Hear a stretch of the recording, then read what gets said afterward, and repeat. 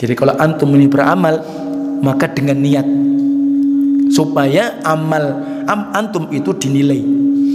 Wa innama likulli imri'in ma nawa. Hanya saja setiap seseorang itu akan dinilai oleh Allah ma nawa, apa yang dia niatkan. Yaumul haqq. Faman syaa'a ittakhadha ila rabbih ma'aba. Inna andarnakum 'adzaban qariba yawma yanzurul mar'u ma qaddamat yadah wa yaqulul kafiru ya laitani kuntu turaba. Barakallahu fikum jami'an. Pada kesempatan malam ini, sebagaimana kita niatkan untuk bersama-sama kita ngaji kitab, supaya kita menyelesaikan sebuah kitab karangan seorang ulama yang dikenal kitab Arba'una An-Nawawiyah atau Al-Ahadith Al-Arba'ina An-Nawawiyah, hadis-hadis yang 40 hadis, di mana 40 hadis itu dikenal dengan kitab Arba'ina Nawawiyah atau Arba'una An-Nawawiyah. 40 hadis yang ditulis oleh Imam An-Nawawi.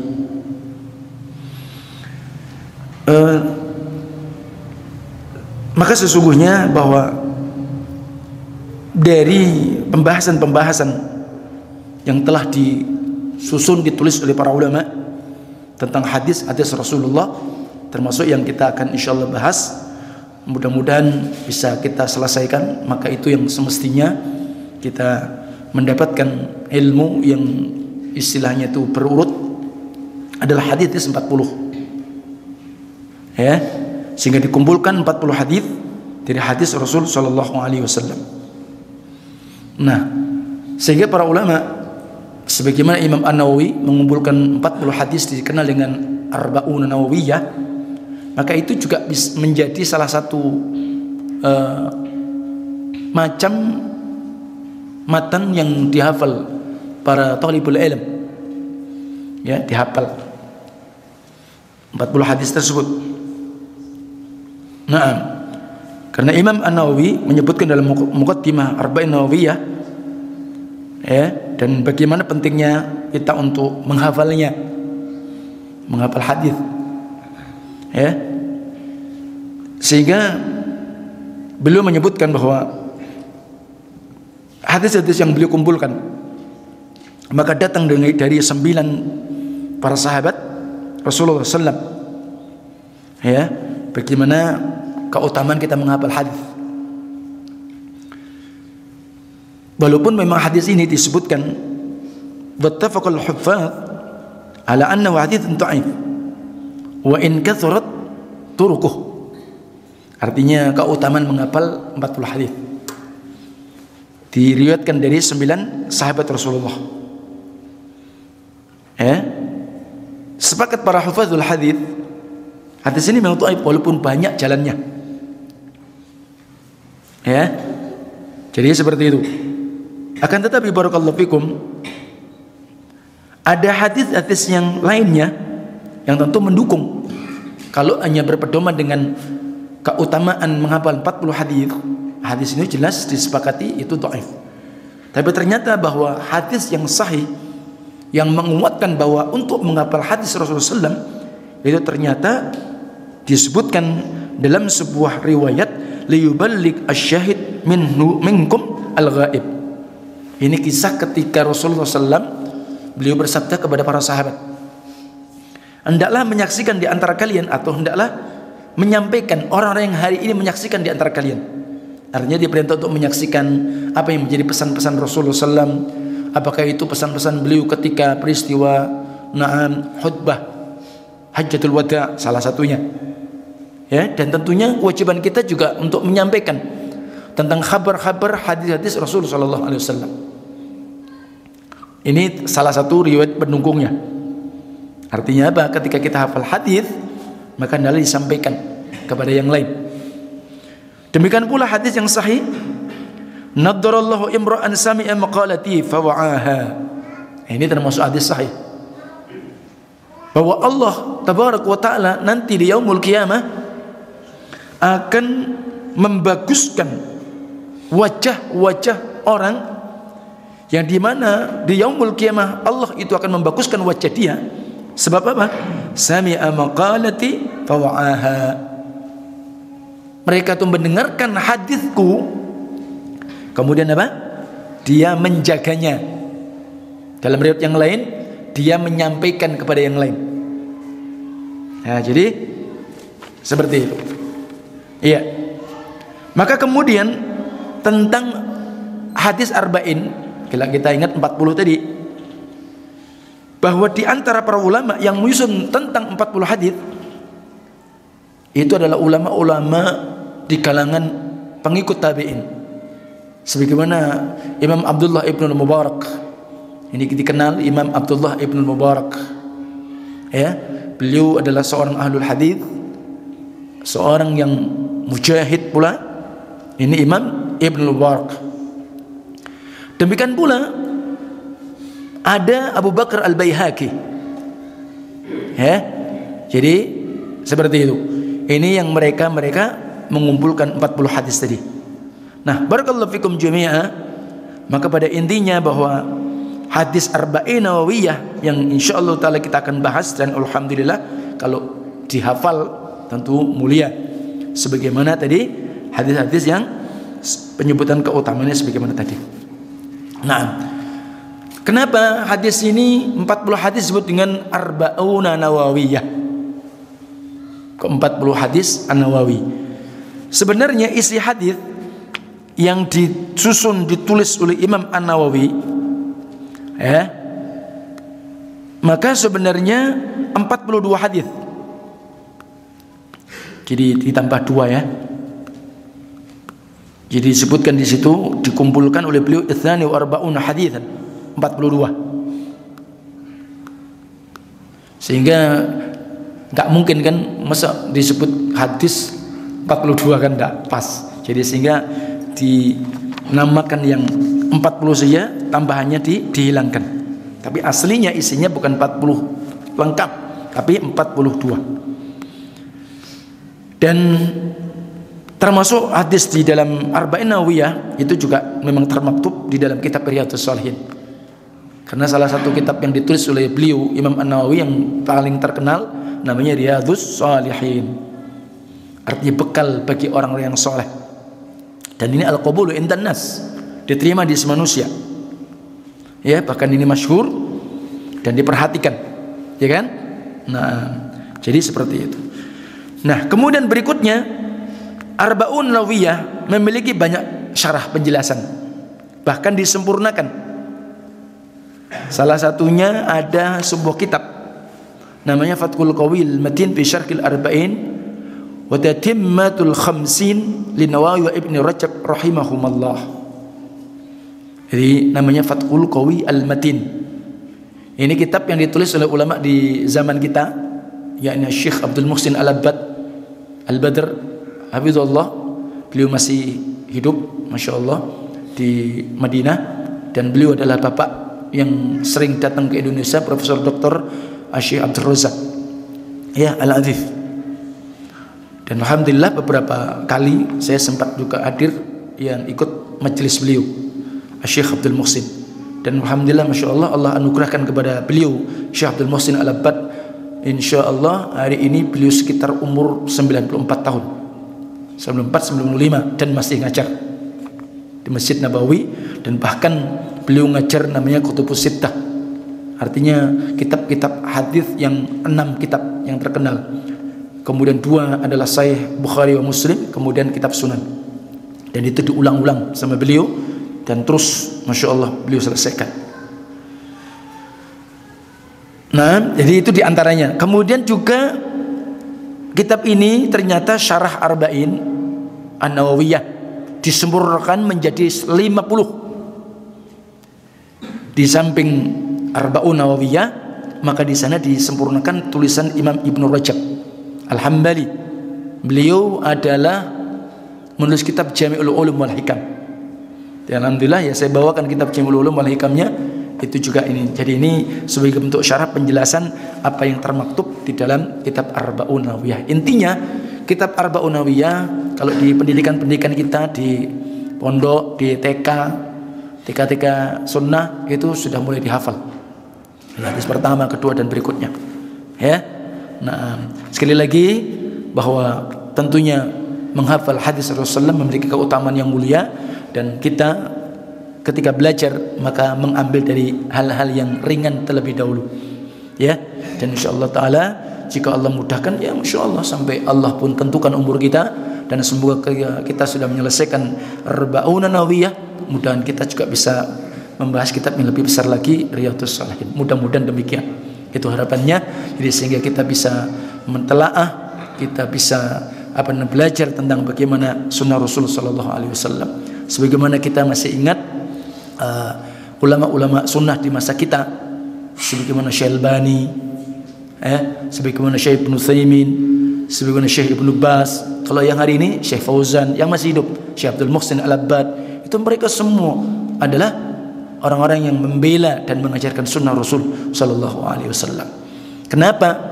Karena orang-orang yang menghidupkan sunnah Rasulullah sallam itu tanda kebenaran cinta dia kepada Rasulullah. Ini penting.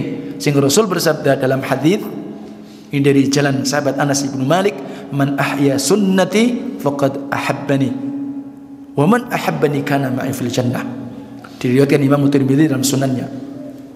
Man ahya sunnati, barang siapa yang menghidupkan sunnahku. Menghidupkan apa? Sunnah Rasul sallallahu alaihi wasallam. Dihidupkan, diamalkan. Tentunya ya dipelajari, difahami, dihafalkan, dijaga. Itu namanya menghidupkan. Ya. Man ahya sunnati faqad ahabbani. Barang siapa yang menghidupkan sunnahku, namanya ihya'us sunnah. Maka sungguh tanda dia cinta kepada aku, kata Nabi. Jadi kalau kita mengatakan saya cinta kepada Rasul sallallahu alaihi wasallam, buktikan kecintaan antum dengan menghidupkan sunnah Rasul sallallahu alaihi wasallam. Wa man ahabbani kana ma'i fil jannah, dan barang siapa yang cinta kepadaku kana ma'i fil jannah, maka orang tersebut dia nanti bersama aku di surga. Jadi kalau kita ingin bersama-sama Rasulullah SAW di dalam jannah, di dalam surga, tidak ada jalan lain kecuali dengan cara apa? Ihya'us sunnah, ta'zimus sunnah, wa amalus sunnah. Menghidupkan, mengagungkan dan mengamalkan sunnah Rasul sallallahu alaihi wasallam. Bahkan didukung hadis yang sahih riwayat Bukhari wa Muslim dari sahabat Abu Hurairah. Rasul mengatakan, kullu ummati yadkhulunal jannah. Nabi mengatakan apa? Kullu ummati yadkhulunal jannah illa man aba. Wa qila wa man ya'ba ya Rasulullah? Faqala Rasul sallallahu alaihi wasallam, man ata'ani dakhala al jannah wa man asani faqad aba. Wa fi riwayatin faman asani dakhalan nar. Setiap umatku akan masuk surga. Setiap umatku akan masuk surga. Kullu ummati, ya, umat sebagaimana kita maklum generasi. Ya, generasi itu namanya umat atau kelompok atau manusia. Dan Rasul punya umat dua. Jadi hadis ini menyebutkan kullu ummati yadkhulul jannah. Umat Rasulullah ada dua. Ada ummatud da'wah wa umma al-ijabah.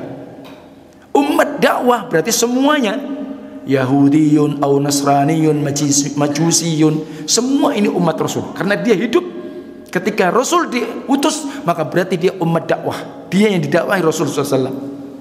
Kalau Rasulullah adalah kafatan linnas, untuk semuanya, untuk seluruh umat. Ingat, adapun makna hadis ini adalah ummatun ijabah, umat Rasul yang mau beriman kepada Rasulullah. Sehingga ini hadis yang menafikan mereka orang-orang yang Yahudi, Nasrani, Majusi, kalau tidak mengimani dan mengikuti syariat Rasulullah, maka bukan muslim mereka, bukan mukmin. Maka oleh sebab itu maksudnya umat Islam, orang-orang yang beriman yang dimaksudkan Nabi ini, bukan Yahudi, bukan Nasrani, bukan Majusi. Paham? Setiap umatmu akan masuk surga, maksudnya umat apa? Umat yang beriman, kecuali yang tidak mau. Kata Rasulullah, kecuali yang tidak mau. Tentu para sahabat bertanya, siapa yang tidak mau ya Rasulullah? Siapa maksudnya? Maka Nabi bersabda, man ata'ani dakhalal jannah. Siapa yang mentaati aku, itulah yang masuk surga. Berarti taat kita kepada Rasul dengan cara apa? Menghidupkan dong, mengamalkan pembelaan kita, pengakuan kita kepada sunnah Rasulullah sallallahu alaihi wasallam. Dan barang siapa yang bermaksiat kepadaku, maka itu yang maksud yang tidak mau masuk surga, dan mereka lah yang masuk finnar. Pertanyaannya, saya sama antum yang mana ini? Nah, maka barakallahu fikum jami'a, sehingga kembali saya ingin memposisikan, ketahuilah bahwa sunnah Rasulullah SAW, hadis Rasulullah SAW, maka kedudukannya di dalam hukum Islam, maka posisinya sebagaimana dua jari, telunjuk jari tengah. Ya, ingat ini.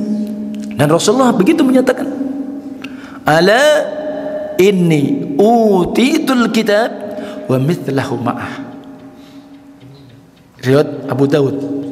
Ketahuilah sesungguhnya aku, kata Rasulullah, diberi oleh Allah Al-Quran, Alkitab namanya lainnya, maksudnya Al-Quran ya, bukan Alkitab maksudnya yang Injil, Taurat, bukan.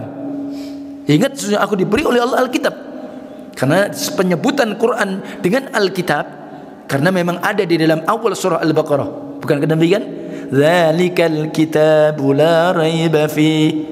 Nah, kenapa disebut Alkitab? Maknanya yakni maktub, ditulis. Quran memang ditulis, awalnya di Lauhil Mahfuz. Jadi ini, ingatlah aku diberi oleh Allah Alkitab. Kemudian wa mithlahu ma'ah, dan semisal Quran yang berjalan bareng-bareng. Sehingga nggak bisa dipisah, nggak bisa dipisahkan antara Al-Quran dengan sunnah, nggak bisa. Apa ini fungsi dan bagaimana tentang Quran dan sunnah, dan berjalan bersama-sama? Justru sunnah ini lebih dibutuhkan oleh Al-Quran. Jadi Al-Quran dibutuh kepada sunnah Rasul. Kenapa? Karena as-sunnatu taqtadi 'alal kitab. Karena memang sunnah itu yang menjelaskan dan mengamalkan apa yang ada dalam Al-Quran. Kalau tanpa sunnah tidak mungkin. Karena memang hukum-hukum yang Allah sebutkan di dalam Al-Quran masih bersifat mujmal, global sifatnya. Adapun sunnah itulah yang memerinci, sudah tafsiliyah, sudah apa? Mufassal, pemerinci. Banyak contohnya di dalam Quran yang disebutkan, walillahi 'alan nasi hajjul baiti man istata'a ilaihi sabila. Dan hanya untuk Allah diwajibkan atas manusia beribadah haji ke Baitullahil Haram ketika mereka apa? Memiliki kemampuan berjalan atau perjalanan menuju sana. Ini tapi apa ini haji? Kapan wajib haji? Bagaimana caranya haji? Tak ada rinci di dalam Quran. Antum akan cari, gak tahu. Antum tahukah apa rukunnya umroh, apa rukun haji, mana wajib haji, mana wajib umroh? Tidak tahu antum. Mana sunnah-sunnahnya? Tidak ada disebut dalam Quran. Nih, ketika Al-Quran memerintahkan aqimis sholata li dzikri, tegakkan sholat untuk mengingat aku, hanya bentuknya global. Antum tidak tahu takbiratul ihram ini bagaimana, kemudian sebelum sholat itu harus bagaimana. Memang disebutkan dalam surat Al-Maidah tentang wudu, tapi wudu pun hanya rukun, tidak Tidak disebutkan bagaimana niat, tidak ada. Di mana disebutkan? Dalam hadis. Dan ini insyaallah hadis yang pertama yang kita bahas dalam Arba'in Nawawiyah. Bisa dipahami? Sehingga enggak mungkin antum itu lepas dengan sunnah. Nih, maka barakallahu fikum jami'ah, begitu pentingnya sunnah Rasul sallallahu alaihi wasallam. Karena memang untuk itu. Dan ketika kita bicara tentang Islam, Islam itu ya sunnah. Sebenarnya begitu. Jadi tetapi yang beredar di tengah-tengah umat, sunnah ini seakan-akan difahami dengan hukum fiqhiyah. Ya enggak? Itu yang beredar. Hukum fiqhiyah. Artinya apa? Ma yuthabu ala fi'lihi wa la yu'aqab wa la tarkihi. Diberikan pahala kalau dilakukan, tidak dapat dosa kalau ditinggalkan. Ya enggak? Berarti lawan wajib. Kalau wajib kan jika dilaksanakan dapat pahala, kalau ditinggalkan mendapat dosa. Tapi kalau sunnah begitu. Ini yang beredar di pemahaman umat. Padahal nama sunnah itulah Islam. Karena kalau dalam arti secara bahasa, sunnah itu jalan. Kalau secara bahasa. Adapun kalau dimaukan syariat, apa itu sunnah? Kalau antum buka dalam kitab-kitab hadis, sebenarnya kitab Fathul Bari, ya, Sahih Bukhari dan yang lainnya, ya, maka di sana ada definisinya, penyebutan apa itu mana sunnah. Dan kitab Sahihul Bukhari, maka hujjah yang paling kuat dan paling rajih setelah Al-Quran itulah Sahihul Bukhari. Karena di dalam semua kumpulan Sahih Bukhari, maka semuanya sahih. Maka disebut dengan Jami'us Sahih. Jadi seperti itu. Maka apa itu sunnah? Imam Ibnu Hajar menyebutkan as-sunnah, ya, sunnah adalah segala sesuatu ma jaa minan Nabi sallallahu alaihi wasallam. Apa-apa yang datang dari Nabi atau apa-apa yang disandarkan kepada Nabi, itu namanya sunnah. Maka kalau di kita kenal namanya sunnah qauliyah, ada sunnah fi'liyah, ada sunnah takririyah, ada sunnah yang sifatnya ucapan, namanya qauliyah. Ada sunnah sifatnya amal perbuatan. Ada sunnah namanya takririyah, penetapan Rasul sallallahu alaihi wasallam. Itu semua ada. Kalau sunnah ucapan, misalkan ketika Nabi memberikan kabar, innamal a'malu binniyat wa innamal likulli imri'in ma nawa, ila hadis insyaallah.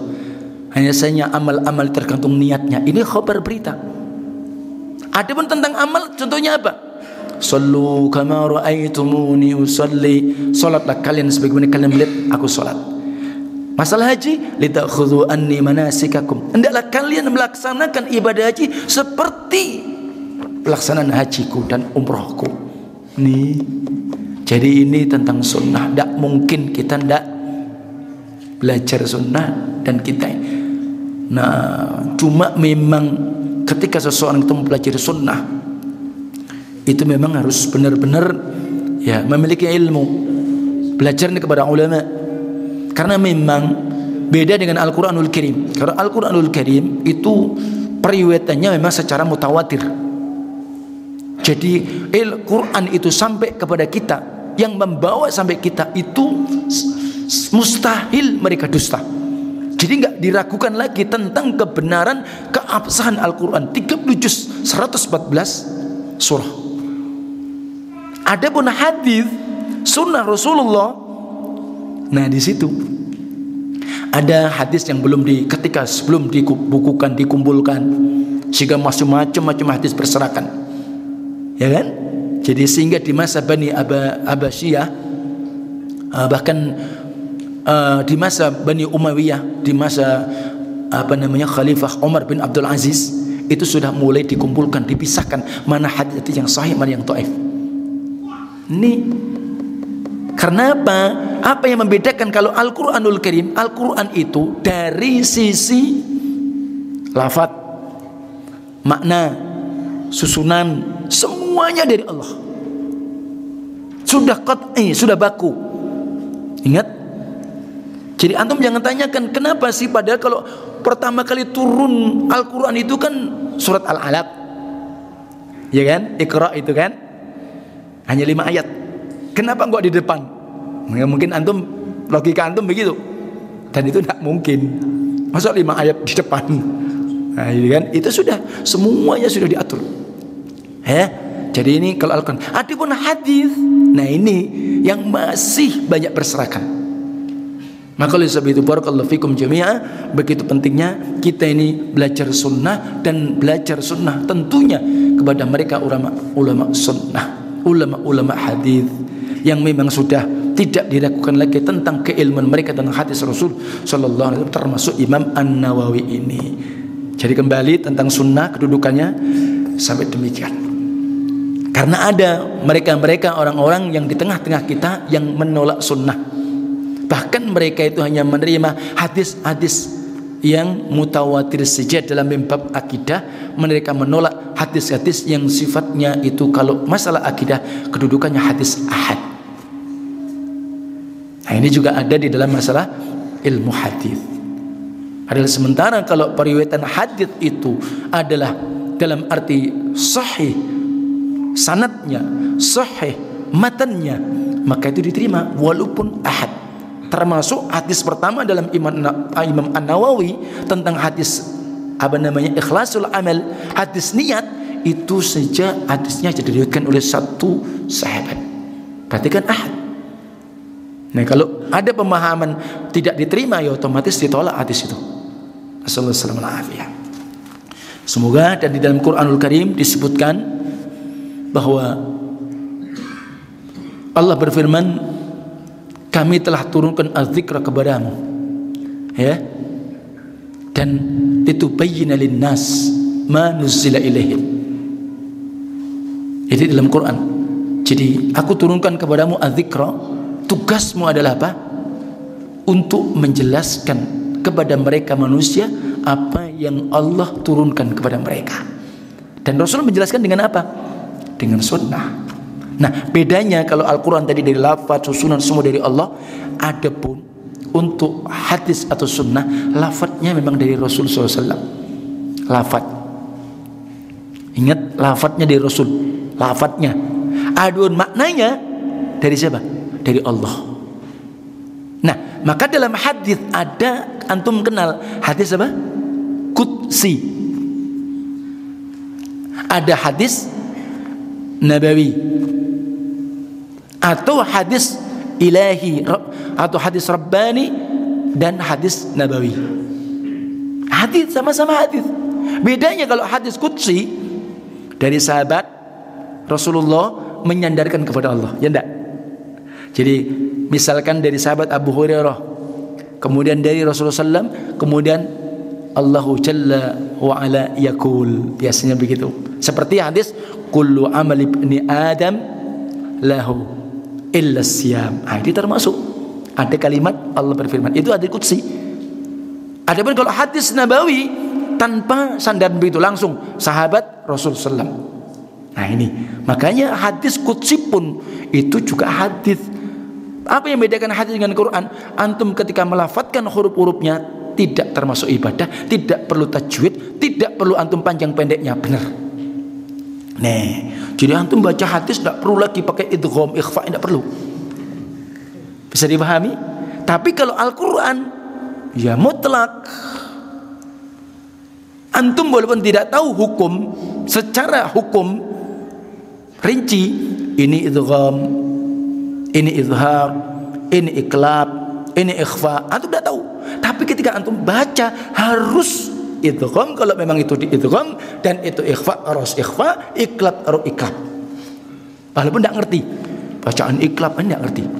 Paham? Nih, itu bedanya. Harus panjang pendeknya harus tepat. Itu yang membedakan antara apa tadi? Al-Quran dengan hadis atau dengan sunnah. Hanya sisi lafadznya saja, tapi maknanya dari Allah. Jadi bukan karangan Nabi. Itu saja yang membedakan. Maka oleh sebab itu kalau Al-Quran memang dulu awal diperintah dicatat. Tayyib, ini tentang apa tadi? Sunnah. Sunnah kita kenal juga hadis, kita kenal juga khabar. Karena kadang-kadang kalau antum buka Sahih Bukhari dan yang lainnya dengan kalimat haddatsana berarti hadis, ada kadang kalimat akhbarona berarti khabar. Bisa dipahami ya? Cuma di sini kita nggak sampai wah detail, mumet nanti. Karena memang ada bidangnya sendiri. Tapi ya, saya tidak. Tapi cuma kita sudah apa? Tinggal bahas matangnya saja. Gak usah mentahin, mentah repot nanti. Jadi gampang. Taib. Lebih dulu kita mengenal Imam An-Nawawi, penulis kitab susunan kitab Arba'una An-Nawawiyah, supaya kita dekat dengan ulama, supaya kita bisa ngambil ibrah tentang ulama. Imam An-Nawawi rahimahullah, nama beliau Yahya bin Syaraf bin Murri bin Hasan bin Husain bin Muhammad bin Jum'ah bin Hizam. Ya, ini asalnya. Yahya bin Syaraf bin Murri bin Hasan bin Husain bin Muhammad bin Jum'ah bin Hizam. Ya. Maka beliau dikenal dengan Zakaria, kunyah beliau salah satunya. Ya. Akan tetapi beliau tidak memiliki anak yang bernama Zakaria, padahal beliau dikenal dengan Abu Zakaria. Kenapa tidak punya anak? Karena memang beliau ulama yang tidak pernah menikah. Ini ulama hadis yang tidak pernah nikah, Imam Nawawi. Ulama hadis yang tidak pernah nikah, Imam Syekhul Islam Ibnu Taimiyah. Tapi ini bukan sunnah untuk diikuti. Ingat, kok bisa? Nih bedanya dengan kita, karena tersibukkan dengan ilmu. Tak mikir lagi sudah. Tapi itu bukan sebuah kemuliaan loh. Kalau ketika ada, tapi ini bukan sebuah aib tentunya. Wah, ulama tidak nikah ngapain diambil? Bukan, beda. Paham? Bisa dipahami ya? Nah, jadi ada sisi yang kita harus perhatikan di sini maksudnya. Ada hal yang memang itu ya di luar anu kita. Jadi ada mungkin orang yang memang sudah terlalu sibuk dengan ilmu, itu kadang-kadang tidak terpikir untuk itu. Termasuk Imam An-Nawawi, termasuk Syekhul Islam, dia ulama-ulama kaliber. Jadi itu Imam An-Nawawi. Ya,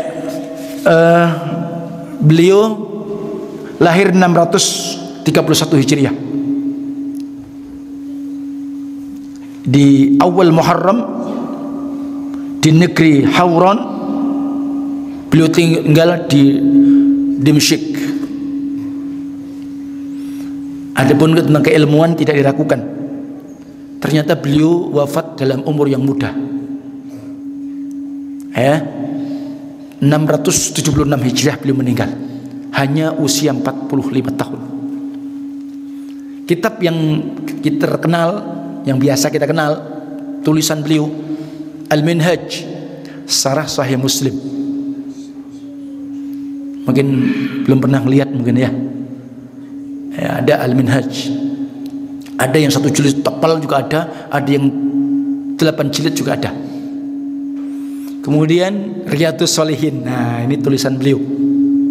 Terus termasuk Arba'in Nawawiyah, itu sih yang tak sebutkan yang paling terkenal. Iya. Barakallahu fikum.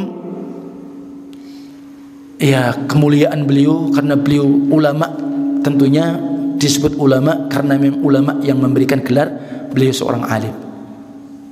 Beliau adalah ulama mazhab Syafi'i, termasuk mazhab Syafi'i yang paling tinggi, termasuk besar. Artinya ulama besar dari kalangan mazhab Syafi'i itu Imam An-Nawawi rahimahullah. Cuma ada zilzal beliau, artinya ada zilal beliau, artinya ada ketelincilan beliau. Beliau berpemahaman akidah Asy'ariyah. Ini ternyata menunjukkan apa? Ya karena memang teman-temannya terlalu banyak di situ. Ini salah satunya. Maka oleh sebab itu memang tidak ada manusia yang maksum tentang permasalahan ini. Tergantung kemana dia berteman, di mana dia bermajelis. Ulama sekaliber beliau ternyata pemahamannya Asy'ariyah. Apa itu maksudnya? Salah satu yang keterkecilan beliau adalah menyatakan Al-Quran ini adalah kalam Allah secara pribadi, dan dia menyatakan Al-Quran ini bukan kalam Allah, dalam arti bukan kalam Allah, hanya penggambaran daripada kalam Allah. Itu salah satunya. Saya nggak terlalu terpanjang pembahasan itu, tapi yang jelas akidah Asy'ariyah itu akidah yang dulu kita sama-sama ikuti, yang membatasi tentang nama-nama sifat-sifat Allah atau nama Allah dengan apa? Wujud, qidam, baqa, mukhalafatul hawadithi, itu yang 20 sifat.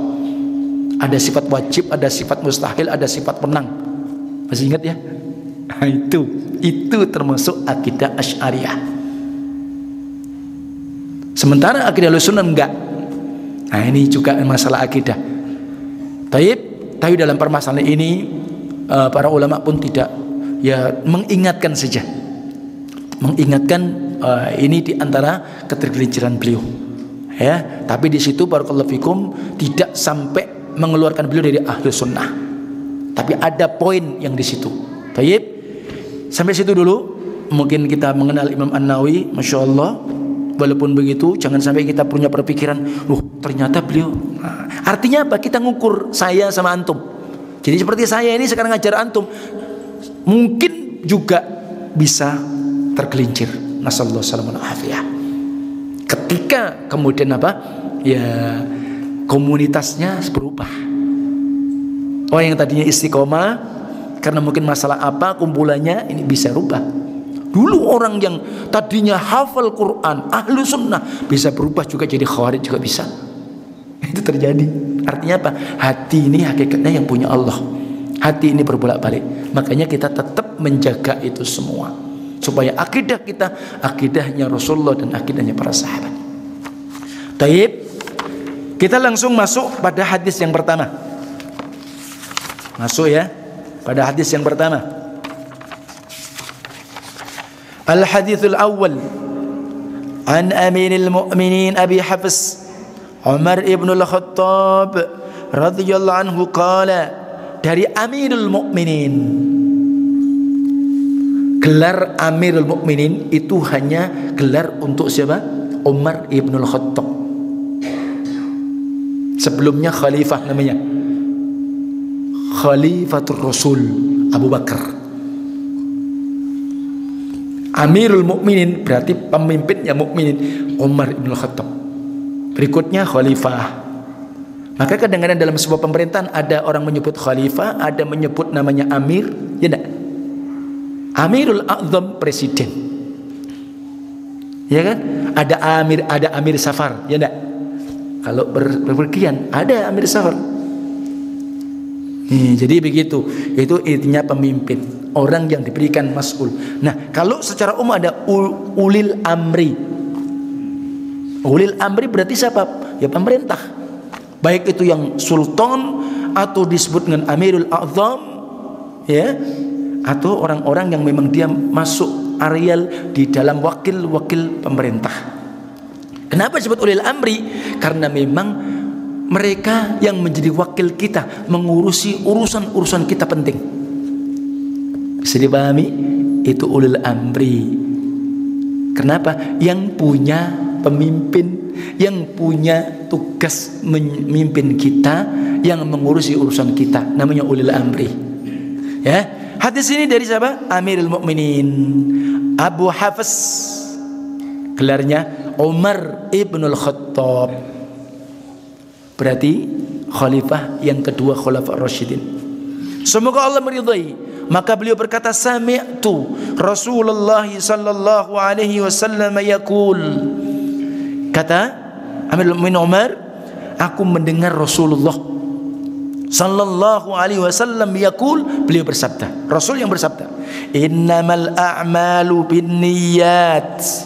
Hanya saja amal-amal binniyat, dengan niatnya. Jadi kalau antum ini beramal, maka dengan niat, supaya amal antum itu dinilai. Wa innama likulli imri'in ma nawa.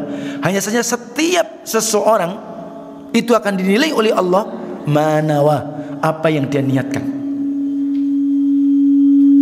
Faman kanat hijratuhu ila Allah wa rasulih, Maka barang siapa yang hijrah niatnya ilallah, hijrahnya kepada Allah, wa rasulih, niatnya hijrah untuk rasulnya, fa hijratuhu ilallahi wa rasulih, maka hijrahnya ya karena Allah dan rasulnya, karena niatnya apa tadi?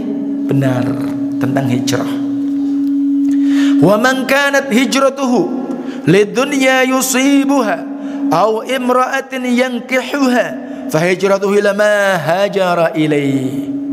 Dan barang siapa yang hijrahnya untuk atau karena dunia semata yang hendak dia dapatkan, dia inginkan, dia peroleh, atau dia hijrah pindah karena wanita yang dingin, yang ingin dia persunting, dia ingin dinikahinya, tentunya hijrah dia sesuai menuju apa yang dia niatkan tadi. Rawahu Imam al-Muhadditsin, atau Imam al-Muhadditsaini Abu Abdullah Muhammad ibn Ismail ibn Ibrahim ibn al-Mughirah ibn Barzabah al-Bukhari wa Abu al-Husain Muslim ibn al-Hajjaj ibn Muslim al-Qushayri an-Nasaiburi fi sahihihima alladzaini huma asahul kutub al-musannafah. Diriwayatkan siapa? Dua imam besar, intinya Imam Bukhari dan Imam Muslim dalam sahih keduanya. Ini hadis innamal a'malu binniyat, dikeluarkan Imam Bukhari, Muslim dan ashabus sunan dan selain mereka. Dan di sini Imam Umar meriwayatkan sendiri. Iya. Jadi seperti itu. Naam, jadi barakallahu fikum, Imam An-Nawawi membuka hadis-hadis 40 dengan hadis tadi. Dan sungguh para ulama pun membuka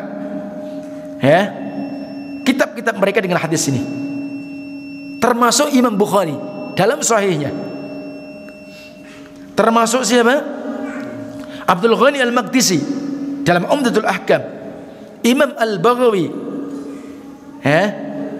Imam Suyuti dalam Kitabul Jami' As-Saghir, termasuk Imam Nawawi dalam Syarhul Muhadzab Al-Adhkar, maka juga menulis ini, begitu pentingnya hadis ini. Tayyib, ingat innamal a'malu binniyat, sehingga amal-amal kita semua tergantung apa yang menjadi niat kita. Artinya nanti akan dibahas apa itu niat, apa maksud niat itu. Tentu penjelasan ini sangat panjang supaya kita jelas gamblang. Tentu kita merujuk kepada apa yang dijelaskan oleh para ulama. Hadis itu jelas secara penjelasan atau mungkin terjemahannya, tetapi kita nggak mungkin di dalam memahami, ya kita memahami sendiri kecuali dengan penjelasan mereka para ulama hadis. Semoga bermanfaat. Wallahu ta'ala. Hadisnya sudah kita baca, adapun tentang pendalamannya maka belum, dan semoga nanti pada kesempatan berikutnya insyaallah. Kira-kira ada pertanyaan? Kira-kira ada pertanyaan? Monggo. Ada? Ada benda? Sabar, saya nunggu loh. Kalau ada, barangkali muskilah. Ada enggak pertanyaan kira-kira? Fadhil. Ya, berarti ya. Iya, moga silakan. Assalamualaikum warahmatullahi. Saya masih belum paham terkait apa definisi kalamullah itu. Iya. Tentang kalam. Kalam itu dalam bahasa Arab ya bicara, pembicaraan atau bicara. Asal kalimat kallama yukallimu. Kallama telah berbicara, taklim pembicaraan, yang bicara mutakallim. Jadi kita biasa kalam itu ucapan berarti. Jadi ketika Al-Quran kalamullah, berarti Al-Quran bicaranya Allah. Allah disifati dengan bicara, dan Allah bicara dengan huruf, dengan suara. Itu ada penjelasan dalam akidah asma wa sifat khusus, itu perlu itu Bang. Jadi ingat tentang kalam Allah, bicaranya Allah. Nah, bicaranya Allah salah satu tertuang dalam Al-Quran. Ya enggak? Nah, sehingga ada juga Allah berbicara khusus kepada Rasulnya, disebut Rasul Kalimullah. Artinya Rasul yang diajak ngomong sama Allah. Siapa? Musa. Dan betul-betul diajak bicara, sehingga disebutkan dalam Al-Quran, wa kallamallahu Musa taklima. Dan Allah berbicara kepada Musa, benar-benar berbicara. Ya, jadi itu. Jadi benar-benar dengan suara yang didengar sama Musa, dengan huruf. Termasuk Allah bicara kepada Jibril. Allah berbicara kepada Nabi kita Muhammad sallallahu alaihi wasallam. Bahkan kepada Musa langsung. Nah, jadi seperti itu. Barakallahu fikum, sudah bisa dipahami? Nah, iya, nambah apa sedikit. Masih terkait. Jadi kitab-kitab terdahulu dan semisal hadis qudsi itu termasuk kalam. Nah, adapun kalau hadits qudsi, ya beda lafadznya. Tapi pada hakikatnya itu juga wahyu. Berarti termasuk ya kalamnya Allah. Gitu ya. Artinya secara makna hadis, karena qudsi itu ya. Hadis. Buktinya Rasul mengatakan qala Allah azza wa jalla yaqul. Nah, Allah berbicara. Nah, qala yaqulu qaulan, ucapan. Ya. Aku ngomong. Ya, atau mungkin aku berbicara. Qultu, aku bicara, aku telah berbicara, misalkan begitu. Jadi sama, kalam itu sama dengan pembicaraan. Nah, cuma bedanya Al-Quran jelas terjaga di Lauhil Mahfuz. Nah, kalau Musa ketika menerima wahyu di mana? Ya di Gunung Tur Sinai. Nah, jadi seperti itu ya, langsung diajak ngomong. Malaikatnya. Kalau saya sama antum, enggak. Karena bukan siapa-siapa. Kita baca Al-Quran. Sehingga kita baca Al-Quran, berarti kita sama membaca kalamnya Allah. Seakan kita berbicara kepada Allah. Kenapa? Karena yang di dalam Quran itu yang bicara Allah. Maka oleh sebab itu Al-Quran ini, mushaf Quran itu kalamullah. Sehingga oleh sebab itu ya kita muliakan, kita jaga, tapi tidak hulu. Ya tidak? Iya. Boleh tidak Al-Quran dilempar begitu? Tidak adab namanya. Al-Quran di atasnya dikasih jajan. Tidak adab dengan Quran. Karena ada adab hamlatul Quran. Tapi juga kalau Quran begitu ya jangan dicium-cium bolak-balik. Nah, itu yang hulu. Kalau memang ada ya sunnahnya ya tidak apa-apa, tapi tidak ada. Bisa dipahami? Nah, kalau membacanya afdal di tempat yang suci, masjid, di rumah, berwudu, begitu. Sehingga Quran itu kalamullah Al-Qadim, bukan makhluk, walaupun diterbitkan. Paham? Nah, jadi ini perlu dipahami. Si Quran ini kalamnya Allah, memang sifatnya Allah, wahyu yang terbesar. Bisa dipahami? Nah, jadi ingat, tidak boleh nyoret-nyoret dalam mushaf. Tidak benar tuh. Beda kalau kitab yang ini hadis ya beda lagi. Kalau Al-Quran jangan dicoret-coret. Walaupun ada di tengah-tengah kita nyoret-nyoret Quran, itu tidak benar. Nah, walaupun diterbitkan di mana, wallahu taala. Bisa dipahami? Nah, cukup. Kita tutup dengan doa kafaratul majlis. Subhanakallahumma wa bihamdika asyhadu an la ilaha illa anta astaghfiruka wa atubu ilaik. Assalamualaikum warahmatullahi wabarakatuh.